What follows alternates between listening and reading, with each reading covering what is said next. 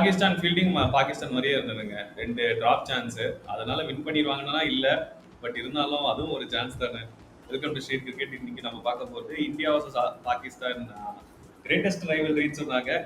ஆனா ஒரு one sided contact நம்ம ப்ரெடிக்ட் பண்ண மாதிரியா இருக்கு. நம்ம ஆல்ரெடி ப்ரெடிக்ட் பண்ணிட்டோம் நேத்தியே இது ஒன் சைடாக தான் போகும்னு சொல்லிட்டு. அதே மாதிரி தாங்க போயிருக்கு. பாகிஸ்தான்லாம் பெரிய டீம் இல்லை இந்த சாம்பியன்ஸ் ட்ராஃபி பொறுத்தவரையில். ஸோ அதே மாதிரி தான் போயிருக்கு. ஸ்டார்டிங் ஃப்ரம் சொல்லுங்க. அதுதான் அதான் நம்ம ரிவ்யூ பார்த்துட்டு போயிருக்காங்கன்னு நினைக்கிறேன். சரி இவங்க சொல்லிட்டாங்க அதே மாதிரி ஆடிடுன்ற மாதிரி. ஸ்டார்டிங் ஃப்ரம் பாபர் அசம் மறுபடியும் ஃபார்ம்லேயே இல்லாத மாதிரி தான் இருக்கு. ஹர்திக் பாண்டியாலாம் 8 ஓவர்ஸ் போட்டு விக்கெட் வேறு எடுத்துட்டாரு. அவர் ஆக்சுவலாக 6th bowler நம்ம டீமுக்கு. இல்லை அவங்களுக்கு நம்ம சொன்ன மாதிரி பேட்டிங் தான் வீக்கு. பட் இந்த மேட்சை பொறுத்தவரை பார்த்தீங்கன்னா எல்லாமே வீக்காக தான் தெரியுது. பேட்டிங், ஃபீல்டிங், bowling எல்லா டிபார்ட்மெண்ட்லேயும் வீக்காக தான் இருக்காங்க. ஸோ அவங்க பார்த்தீங்கன்னா போன மேட்சஸ் பார்த்தீங்கன்னா ட்ரை சீரிஸ் ஆடிட்டு வராங்க. So south Africa, New Zealand, Pakistan ஆடிட்டு வராங்க. அந்த மேட்ச் ப்ராக்டிஸ் இன்னுமே இங்கே வந்து தூங்குறாங்கன்னா அவங்க என்ன சொல்றதுன்னு தெரியல. மேபி நம்மளோட பவர் ஹவுஸ் நம்ம இந்தியா இருக்கிறதுனால அப்படி ஆடினாங்களா. ஏன்னா போன மேட்ச் நியூசிலாண்டோட சரியான லாஸ். இந்த மேட்ச் இப்படி ஆடுறாங்க. பேட்டிங் ஏன் டெஸ்ட் மேட்ச் ஆடிட்டு இருக்காங்கன்னு தெரியல. ஒடிஐல சரியான டாட் பால் ஆடிட்டு இருக்காங்க. ஒரு சிங்கிள் ரொட்டேட் பண்றது இல்லை, டபுள் ஓடுறது இல்லை. அப்படியே நின்ற இடத்துல போஸ்ட் கொடுத்துட்டு இருக்காரு பாபர் அசம் இல்ல ரிஸ்வான்லாம். எல்லாருமே அப்படிதான் ஆடிட்டு இருக்காங்க. அவங்க என்ன ஸ்ட்ராட்டஜினே தெரியல. பீடாக் சொன்னாரு பேட் சீசன் பண்ண வந்திருக்காங்க இந்த டோர்னமெண்ட்டுன்னு. 10 to 20 ஓவர்ஸ்ல அவங்களோட ரன் ரேட்டே 2.67. ரொம்ப டாட் பால்ஸ் 150 டாட் பால்ஸ் ஆடிருக்காங்க 300 பால்ஸ்ல. மீதி 150 பால்ஸ்ல தான் ரன்னே அடிச்சிருக்காங்க. T20 மாதிரி ஆடிருக்காங்க இந்த கேம். ஷார்ட்ஸே இல்லை.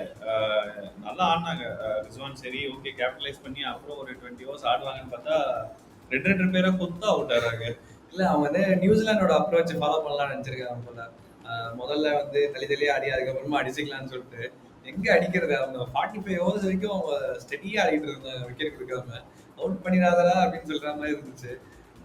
பேட்டிங் புவர் பர்ஃபார்மன்ஸுங்க. ஒரு இன்டென்ட்டே இல்லை. ஒரு டாப் ஆஃப் த ஆர்டர்லயும் இல்லை, மிடில் ஆர்டர்லயும் இல்லை. இந்த ஃபினிஷர் ரோல்ல யார் இருக்காங்கன்னு தெரியல. ஒரு 50-50 ஆப்ஷன்ஸாக தான் போறாங்க. ஸ்பின்னிங் ஆல்ரவுண்டர்னு சொல்றாங்க. அவங்க ஸ்பின்னிங் ஒழுங்கா போறதுல டீசெண்டா போட்டாங்க. இந்த சல்மா அரியாகா, அப்புறம் ஒருத்தர் போட்டாரு அப்ரார். ஸோ அப்ரார் நல்லா போட்டாரு. ஆனா விக்கெட்ஸ் எடுக்கிற மாதிரியே தெரியல. சிங்கிள் ஓடிட்டே தான் இருந்தாங்க. விக்கெட்ஸ் வரவே இல்லை ஒரு 2 இந்தியா நல்லா போலிங் போட்டாங்க. ஸ்பின்னர்ஸ் நல்லா பண்ணாங்க. அஷித் ராணா ரொம்ப நல்லா போட்டாரு. ஸ்லோவர் 140 ஹை 140ஸ்ல போடுறாரு. ஷமி எல்லாருமே நல்லா போட்டாங்க. குல்தீப் எல்லாருமே ஃபீல்டிங்லயும் நல்லா பண்ணாங்க. எனக்கு பெஸ்ட் பிக் பார்த்தீங்கன்னா குல்தீப் தான். குல்தீப் ரீட் பண்ணவே முடியல. டெய்லன் டெஸ்ட்லாம் வந்துட்டாங்கன்னா குல்தீப் தைரியமா கொடுக்குறாங்க. 45-46 ஓவர்ஸ் தான் குல்தீப் போட்டுட்டு இருந்தாரு. அஷித் தான் சூப்பராக போட லாஸ்ட் ஒரு மெயின் விக்கெட்டு. ஸோ அவரை ரீட் பண்ணவே முடியல. ஸ்லோவர் 145+ போடுறாரு. சரியான பேஸ் வச்சிருக்காரு. ஷமிக்கு பேஸ் குறைஞ்சிருச்சு. பட் லைன் லென்த் ஓகேவா போட்டாரு இந்த மேட்ச். 100% ஃபிட்னு சொல்ல மாட்டேன். பட் ஓகேவா போட்டாரு. அந்த அஷித் ராணா செம்ம கம்பெனி கொடுத்தாரு அந்த மேட்ச்ல. ஹர்திக் பாண்டியா 6th bowler இல்ல, அவரே ஃப்ரண்ட் லைன் பவுலர் மாதிரி போட்டாரு. இன்னைக்கு நல்லா போட்டாரு 2 விக்கெட். எஸ்பெஷலி இந்தியா ஃபீல்டிங்ல ரொம்ப நல்லா பண்ணாங்க. போறப்போ பார்த்தீங்கன்னா 2 bowler வச்சு போயிடுவாங்க. இன்கேஸ் ஷமி ஃபிட் ஆகல இல்ல வேற யாராவது ஃபிட் ஆகலன்னு பார்த்தீங்கன்னா ஹர்திக் பாண்டியா அண்ட் இன்னொரு பேசர் வச்சு போயிடுவாங்க. 3 ஸ்பின்னர் வச்சு போயிடலாம்னு நினைக்கிறேன். அந்த மாதிரி லைனப்பா இருக்கு. பட் வருண் சக்கரவர்த்திக்கு ஒரு கேம் கிடைக்கணும்னு நினைக்கிறேன். மேபி நெக்ஸ்ட் மேட்ச் கொடுப்பாங்களான்னு தெரியல. அதான் இந்தியா இப்போ குவாலிஃபைட் தான். ஏன்னா அடுத்த மேட்ச் வந்து நியூசிலாந்து vs பங்களாதேஷ். அது எதுக்குன்னு தெரியல. பட் இருந்தாலும் ஆடிட்டு போட்டு விட்டாங்க போல. இந்தியாவோட பேட்டிங் ரோஹித் சர்மாவும் சுப்மன் கில்லும் 10 ஓவர்ஸ்ல 60. நல்ல ஸ்டார்ட் கொடுத்தாரு. ரோஹித் சர்மா இன்டென்ட் நல்லா இருந்துச்சு. பட் ஆனால் நம்ம சொன்ன மாதிரி ஷாஹித் ஷா 3 பால்ல இன்ஸ்விங் யாக்கர் அவுட்டு. கில் ஆனால் ஃபியர்லெஸ்ஸாக ஆடினாரு. 46 தான் அடிச்சாரு. பட் ரொம்ப நல்லா இருந்துச்சு. எல்லா ஷாட்டுமே நல்லா இருந்துச்சு. இல்லை ரோஹித் சர்மா நம்ம நேத்தியே சொன்ன ப்ரெடிக்ட் பண்ணோம் லெஃப்ட் ஹேண்ட் பாலருக்கு கொஞ்சம் கேஸுன்னு. பட் அப்படியே இன்ஸ்விங்கிங் யாக்கருக்கு சரியான பால் ஆனது. செம்மையாக எடுத்துகிட்டு போயிட்டார் அவர். ஸோ இப்போ பார்த்தீங்கன்னா கில்லோட இன்னிங்ஸ் சரியான ஃபார்மில் இருக்காரு. ஒவ்வொரு பாலும் செம்மையாக டைம் பண்ணுறாரு. எல்லாமே கிரிக்கெட்டிங் ஷாட் தான். லூஸ் ஷாட்னு எதுவுமே ஆடல. ஒரு அவுட்டான டெலிவரி பார்த்தீங்கன்னா கூட ஒரு செம்ம பால். நல்ல டேர்ன் ஆச்சு. So top of the off ஸ்டெம்பில் போச்சு. சரியான பால். யாராக இருந்தாலும் அவுட்டே இருப்பாங்க. அது ஒன்றுமே சொல்ல முடியாது. ஸோ சரியான பால். அது 46 ரன்னும் சரியான மெச்சூரான இன்னிங்ஸு. கண்டிப்பாக அவர் இருந்தால் 40 ஓவர்ஸில் முடிச்சுட்டு போயிருக்கோம். மேபி விராட் கோலி அந்த இன்னிங்ஸை அப்படியே கேரி ஆன் பண்ணியிருக்காரு. சரியான இன்னிங்ஸ் கில்கிட்ட இருந்து. அதே மாதிரி மிடில் ஆர்டர் ஸ்ரேயாஸ் ஐயர், விராட் கோலியும் சிங்கிள்ஸ் ஈஸியா ஓடிட்டு இருந்தாங்க. அவங்க ஒரு ப்ரெஷரே இல்லை. பாகிஸ்தான் அதில் தான் மிஸ் பண்ணிட்டாங்க. அவங்க சிங்கிள்ஸே ஆடலை. நான் அடிச்சா வந்து 4 இல்லைன்னா டாட் பால் தான் ஆடுன்ற மாதிரி ஆனாங்க. நல்ல இன்னிங்ஸ் விராட் கோலியும் சரி ஸ்ரேயாஸ் ஐயரும் சரி நல்லா இல்ல நம்ம பாத்தீங்கன்னா வேற ட்ராக்ல ஆடின மாதிரி, இது பக்கத்து பிச்சில் ஆடின மாதிரி இருந்துச்சு. அவங்க ஆடும்போது ரொம்ப டேர்ன் ஆச்சு, சிங்கிள்ஸே விட முடியாம ரொம்ப டேர்ன் ஆகிறதுக்கு அவங்க தான் ஸ்பின்னரே இல்லையே. டேர்ன் பண்றதுக்கு நம்ம ஜோக் பண்ண மாதிரி ஒரு கண்டெயின் பண்ணிட்டு இருந்தோம். ஒரு ஓவர்ல 2 ரன் 3 ரன் தான் கொடுத்துட்டு இருந்தோம். ஸோ இப்போ அப்படியே ஆப்போசிட்டா இருந்துச்சு நம்ம ஆடும்போது. சிங்கிள்ஸ் ஓடிட்டே இருந்தாங்க, டபுள்ஸ் ஓடிட்டே இருந்தாங்க. அதுவும் விராட் கோலி என்ன ஃபிட்னஸ்ங்க. 36 வயசு ஆகுது, உங்களுக்கு ஓடிட்டே இருக்கான். ஃபோர் வரலன்னா கூட பரவாயில்ல, சிங்கிள் டபுள்லே ஒரு 10 ரன் தேத்திடலாம். ஸோ உங்களுக்கு போரே தேவையில்லை போல இருக்கு. அதான் ஒரு ஓவர்ல வந்து 3 டபுள் ஓடினாங்க ஸ்ரேயாஸ் ஐயரும் விராட் கோலி. அதே ஆயிரங்க. அப்புறம் ஒரு பவுண்டரி இருந்துச்சு.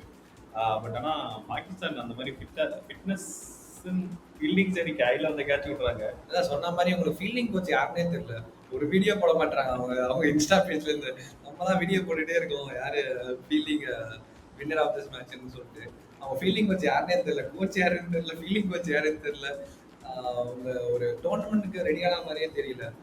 என்னன்னா ட்ரை சீரீஸ் அவங்க கண்ட்ரில டோர்னமெண்ட் நடக்குது. ஹோஸ்ட் நேஷன் ஏன் இப்படி ஆடுறாங்கன்னு தெரியல. Host nation out of the champions trophy almost இல்லை, அவுட்டு தான். இதுக்கப்புறம் அவங்க பங்களாதேஷ் கூட வின் பண்ணி அது ஒரு ஆர்சிபி கால்குலேஷன் வருது. அவுட்டு தாங்க. பங்களாதேஷ்லாம் நியூசிலாந்து அடிப்பாங்க சான்ஸே இல்லை. விராட் கோலி 51வது செஞ்சுரி அடிச்சிருக்காரு இன்னைக்கு. ரொம்ப முக்கியமான நாக் அவருக்கு. ரொம்ப நாள் கழிச்சு ஒரு Virat Kohli back to form வந்த மாதிரி இருக்கு. அதே மாதிரி ஸ்ரேயாஸ் ஐயர் ரொம்ப நல்லா கம்பெனி கொடுத்தாரு. அவரும் ஒரு 50 தேத்திக்கிட்டாரு இந்த விக்கெட்ல. இல்ல விராட் கோலினா பிக் மேட்ச் பிளேயர்னு காட்டுறாங்க. போன வாட்டியும் பாத்தீங்கன்னா T20 ஃபைனல் அடிச்சு கொடுத்தாரு நம்மளுக்கு. அவர் இருந்தனால தான் நீங்க அந்த T20 ரன்ஸ் வந்துச்சு ஃபைனல்ல. ஸோ இந்த மேட்சும் பாத்தீங்கன்னா பொறுமையா ஆடிட்டு இருந்தாரு, தட்டி ஆடிட்டு இருந்தாரு. ஒரு பெரிய ரன்னுக்கே போல, ஒரு சிங்கிள் டபுள்னே போயிட்டு இருந்தாரு. அப்புறம் ஸ்ரேயாஸ் ஐயர் சொல்லி ஆகணும். ஃபர்ஸ்ட் வரும்போது அவரும் கொஞ்சம் லைட்டா சிங்கிள்ஸ் டபுள் தான் ஓடிட்டு இருந்தாங்க. அதுக்கப்புறம் 30+ ரன் அடிச்சதுக்கு அடிச்சாரு, செம்மையா அடிச்சாரு. ஃபார்முக்கு அந்த மாதிரி இருந்துச்சு. ஸ்ரேயாஸ் ஐயர் ஆல்ரெடி இருக்காரு, விராட் கோலி ஃபார்ம் பண்ணிட்டாரு. ஸோ எல்லாருமே ஃபார்ம் பண்ண மாதிரி தெரியுது.